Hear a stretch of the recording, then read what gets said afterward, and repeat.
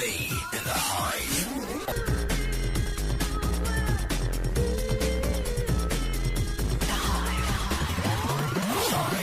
There really is no alternative.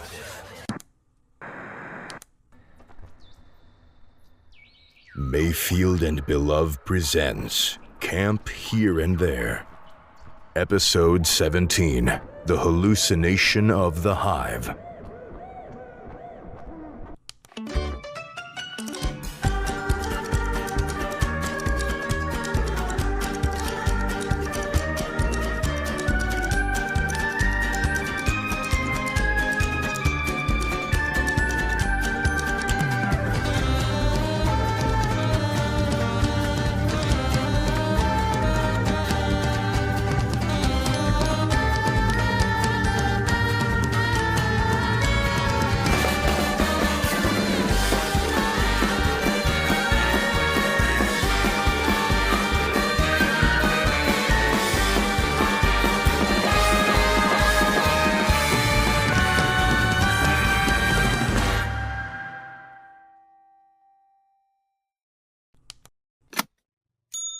Good morning, campers, and happy 8:60 a.m. The sky is a happy honey yellow with streaks of cinnamon brown, a delicious glass candy canopy that makes you just wanna lick.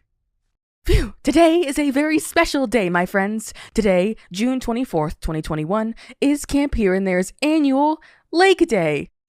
I was worried the wet festivities might get canceled after a chunk of the goo from last week seeped into the lake.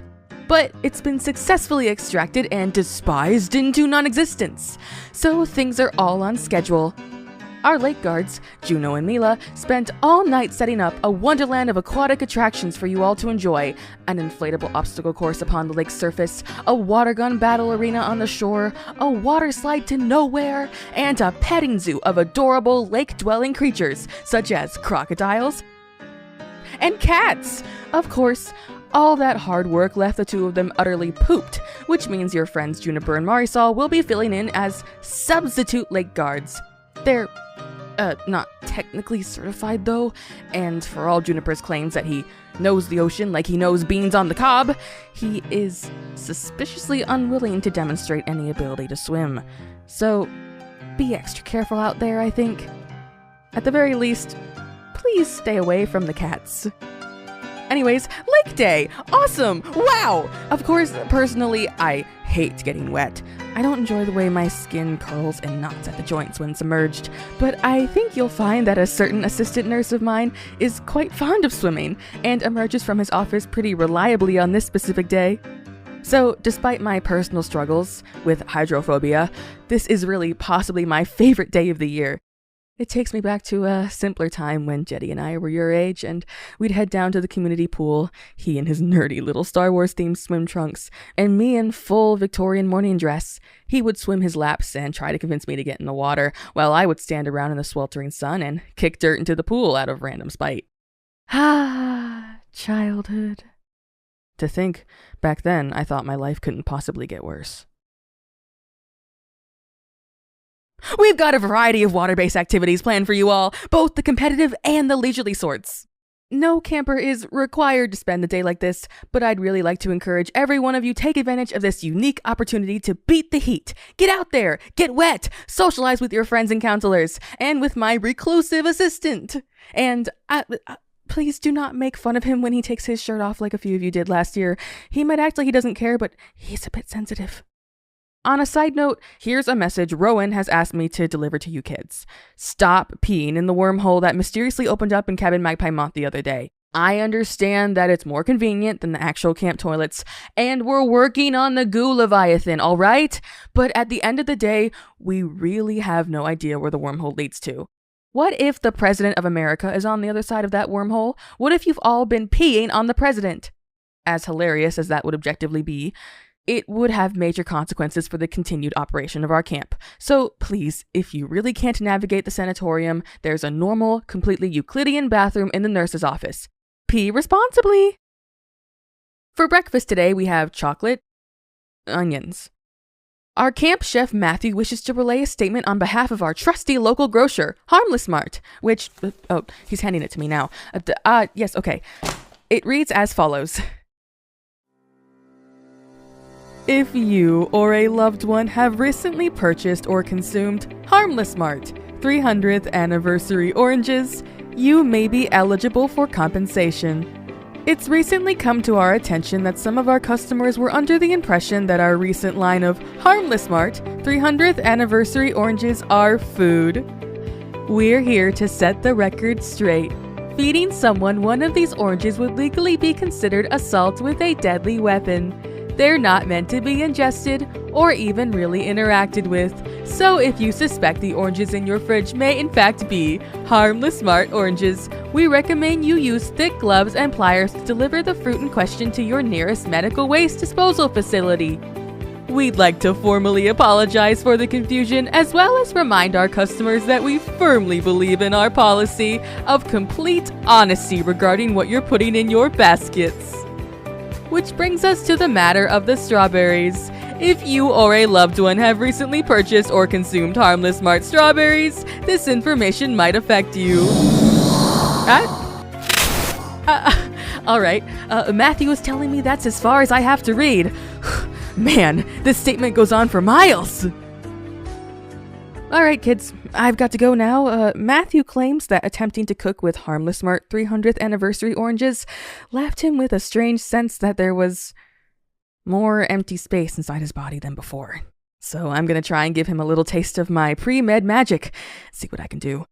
You kids who partook of the orange pie the other night, do me a favor and press your fingers to your sides. Make sure you meet resistance. If anyone's organs have gone missing, I want to find out before your parents do. All right, my little hedgehogs, you all have a wonderful breakfast for me and an even better lake day. See you in the water.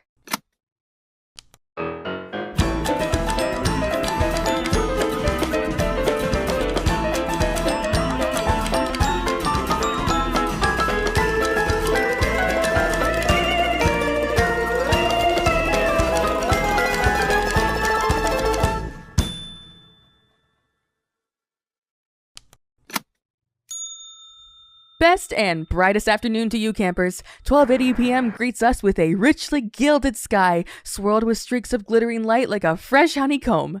I'm sure you're all just ravenous after that rousing morning of maritime merrymaking, so let's get down to business here. It's time for the Lake Day Report.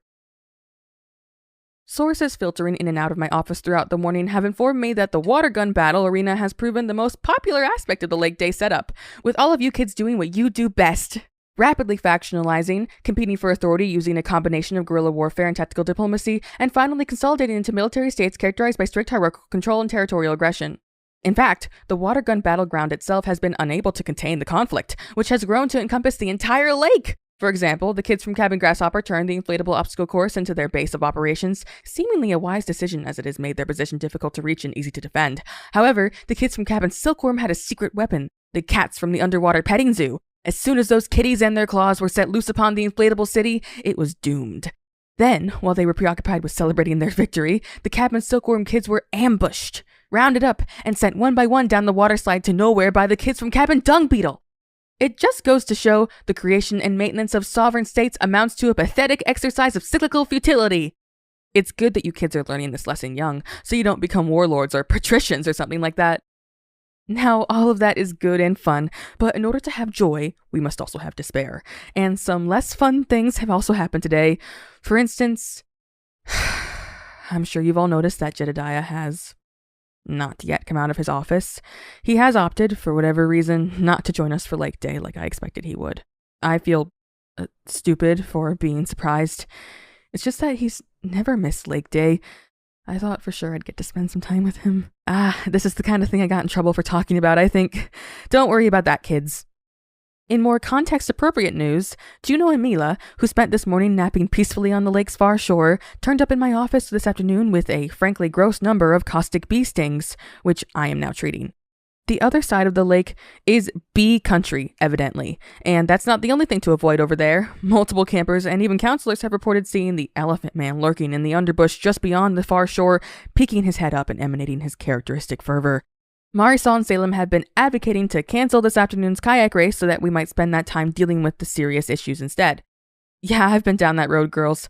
Listen, I'm on your side, but I've learned the hard way, no matter how loudly you shout about what's bothering you, nothing is ever going to change. But don't let me stop you. Today's lunch is ginger. You're gonna have to bite the ginger straight off the root. See, Matthew is trying to get rid of all the ginger he's got. He's sick of the whispering. So eat up! Alright, kids. Mind yourself in the lake supply shed. That is to say, if you end up encountering yourself in there, try to leave without attracting your attention, okay? If you notice you, come up to you, try to talk to you. Jedediah tells me that can make space crumple like an accordion, all 3 dimensions flattened into one. And also, I didn't think I would need to remind anyone of this, but please stop trying to know the unknowable object at the center of the lake. Trust me, we've tried everything you're trying, and all it got us was a collective identity crisis. The more you squint at the unknowable object, trying to name the shape, the less you understand what shapes even are. I'm telling you, that thing is best left as it has always been. Occupying whatever exact point in space it occupies, looking like whatever it looks like, perhaps moving around in some way or making some kind of noise, no one's quite sure. So it has been, and so it will be. Eternal in all directions, in time. Thank you! Have a good lunch!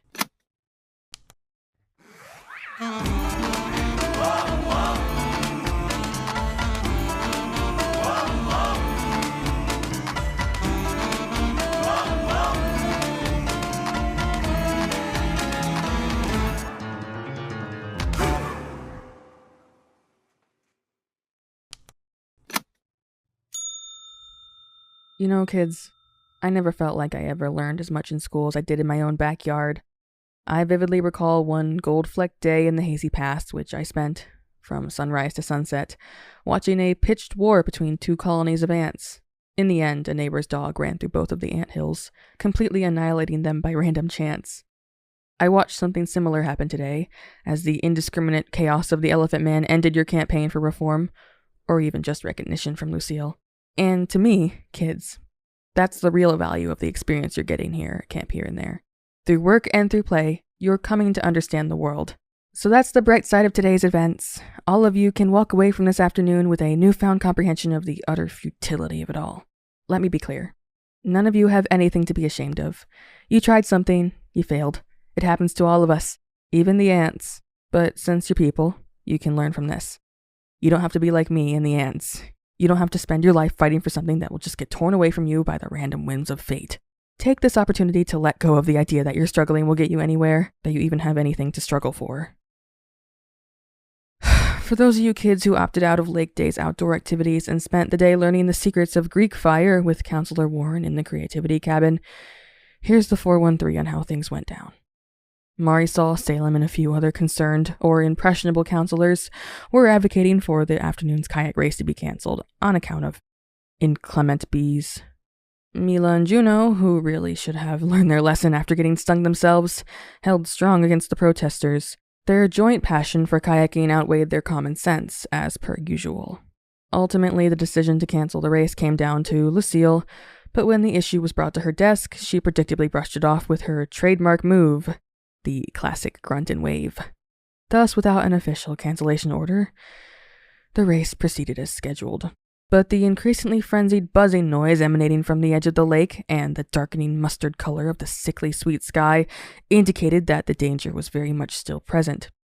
Everyone saw the pulsing, leaky stings that Mila and Juno returned from the far shore with, and just because I treated them quickly does not mean they aren't excruciatingly painful and potentially deadly. I assume that's why it was not difficult for Marisol and Salem to convince you kids to join the cause. Instead of being in position in your kayaks when the whistles blew, you were marching in a large circle around the singing crystals, that is, the man-sized outcropping of bright yellow gemstones in the center of the sports field, which forces anyone in its nearby vicinity to loudly sing their thoughts instead of speaking them. Your melodic cries of protest turned the everyday show of activism into something like an angry festival, and most importantly, it amplified your words to such a degree that they could be heard from behind the 3-foot-thick reinforced cedar walls of Lucille's office. This, it seemed, was finally too much for our magnanimous camp director to ignore. She sent a parade of magical wooden mannequins out to the sports field, where they started smashing the crystals with 16-ounce hammers. Meanwhile, lake guard Mila, who was, against my recommendation, patrolling the far shore of the lake in her solo canoe, reports to me that she had an intriguing encounter. There, amongst the trees that clustered on and in the lake's edge, his wizard cloak a-billowing and his scrubs in desperate need of a scrub, was the Elephant Man. And I know we're all acclimated to his presence, but it's what exactly he was doing which interests me this time. Mila reports that she witnessed him fiddling with a beehive, shaking it around like a jar of coins, peering through the entry hole and even sticking his fingers inside and presumably wiggling them around. After a few moments, he noticed Mila sitting there, at which point he placed a single finger up against his trunk, the universal shushing motion, and gestured with the beehive back in the direction of the camp. Could it be a coincidence? It wasn't long after that when a storm of very excited bees flew in from the shore and washed over camp like a droning tsunami. I'm sure none of you need to relive the horrors. Suffice to say that the majority of you are still right here in the nurse's office with me, listening to these announcements live in studio. It hasn't been so crowded in here since the gramophone incident. But it felt like much less work back then, since Jedediah was helping me, actually acting in his capacity as co-nurse. Anyway, let's try to have fun tomorrow, huh?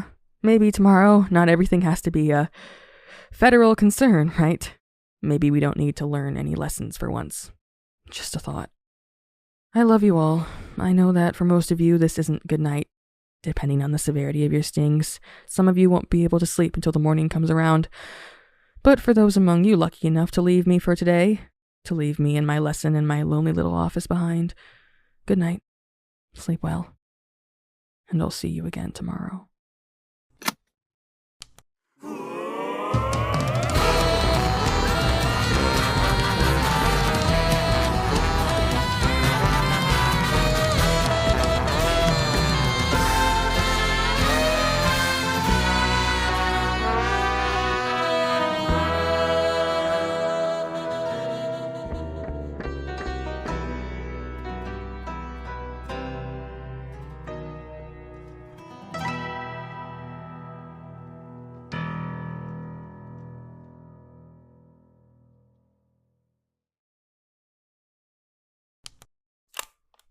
Hi, Ghost Recorder. Do you think I was too grim with the kids today? I'm probably gonna hear it from Salem. I'm just too tired to keep up a peppy attitude. I feel like the bread at the bottom of the bag, squished out of shape by the twist tie with the crust on the back. I can withstand any pain as long as it has a meaning. Jedediah doesn't understand how much he's taking away from me when he just refuses to explain his behavior. Does he not want to be friends with me anymore? Is he just depressed and anxious? If I understood it, I could handle it, no matter how much it hurt. But he decides to hit me with the double whammy of hurt and confusion. I'm left to wonder if everything I'm doing might be the thing that's pushing him away, constantly poring over all my decisions just trying to be easy for him. I just have to bend, and in no particular direction until eventually I snap. And Lucille. Don't get me started. This past week, who am I kidding? These past 3 years, I've been concerned that she blatantly played favorites between Jedediah and me. Today, something that was pulled to its limit finally snapped in my brain. I saw how little she was doing to stop the Elephant Man from coming after the kids. And all at once, I gave up. I don't know why I've spent so much time trying to get her to treat me like a person. But I'm done now. It's better this way. Sometimes I feel like I'm getting to that point with Jedediah. But he must love me, right? Or he wouldn't act that way. Okay. Good night, Ghost. Keep haunting this tape recorder. I'll keep haunting this office. Sydney. Sydney. Fuck. Are you alone? Can we talk? Yeah. That thing's not recording, right? I can't. I don't want Lucille hearing this. Oh, Lucille doesn't listen to these at all. Okay, yeah, but maybe someone else does? Nobody... Hey, what do you know? I mean, you've noticed your tapes going missing, I'm sure. Who do you think takes them? Do you know what's going on? I don't know, Sydney. I don't have... That's not the point. The point is, this needs to be private, and if you record it, it won't be. It definitely won't be. Okay. It's not recording. It's not recording? It's not. What is up with you today, Jetty? Gone all day with no explanation, made me treat all those kids by myself, and now you're acting like a freak. I guess I need to start by saying I'm sorry. I'm sorry I didn't acknowledge the Elephant Man as a genuine threat. Are you joking? Why would I be joking? 2 weeks of abject denial, and the thing that finally convinces you is this stupid bee attack? No, Sydney, no. The bee thing was a distraction. From what? While everyone was occupied with the situation on the lake, the Elephant Man snuck into this building. What? We're lucky I thought to come and check in here. I caught him about to try and kidnap Oh my god. my journals. Sorry? I don't even know how he knew where they were or how he even knew they existed, but there he was in my office, rifling through my drawers. I mean, he was this close to picking one up and reading from it. What a ghastly prospect. I know. And I mean, God knows what he wants with them. So, Sydney, I promise you, from here on out, I will do everything in my power to keep him away. You can count on that. All right, well, since you're all dedicated right now, why don't you pester Lucille about this? She only listens to you. Yeah. You want me to talk about raising security around here, or Anything. Just get her to do anything. All right. Yeah. Okay. Yeah. I'll try. Thanks. Sydney, I swear, I'm going to keep you safe. I hope so. Thank you. See you tonight. Mm-hmm. Well, it's something.